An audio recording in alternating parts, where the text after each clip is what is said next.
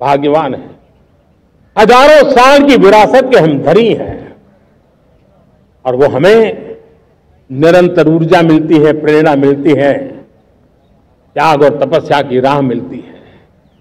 आज गुरु तेग बहादुर, यह वर्ष गुरु तेग बहादुर जी का 350वां शहीदी वर्ष है। देश की संस्कृति की रक्षा, भारत के मूल्यों की रक्षा के लिए उन्होंने अपना सब कुछ न्योछावर कर दिया। मैं आज उनको नमन करता हूं। साथियों, हमारी संस्कृति की ताकत हमारी विविधता है।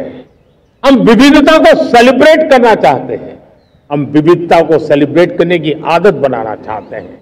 यह हमारा गौरव है।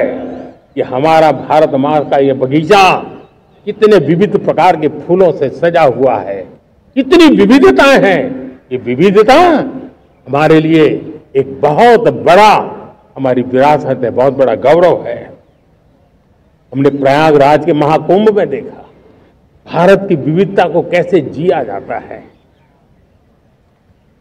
एक स्थान पर करोड़ों लोग, एक ही भाव, एक ही प्राण, एक ही प्रयास,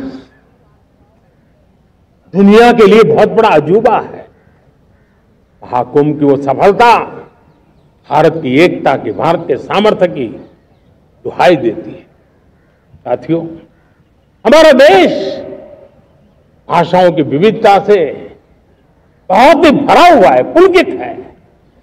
और इसलिए हमने मराठी, असमिया, बांग्ला, पाली, प्राकृत को क्लासिकल लैंग्वेज का दर्जा दिया है।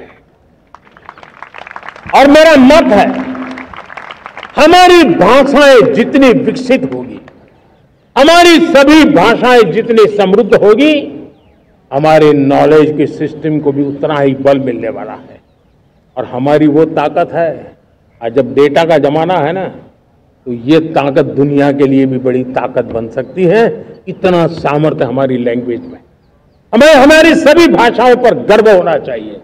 हमारी सभी भाषाओं के विकास के लिए हर किसी ने बनते हुए प्रयास करना चाहिए। साथियों, पांडुलिपि में हमारे ज्ञान के भंडार पड़े हैं, लेकिन उसके प्रति उदासीनता रही है।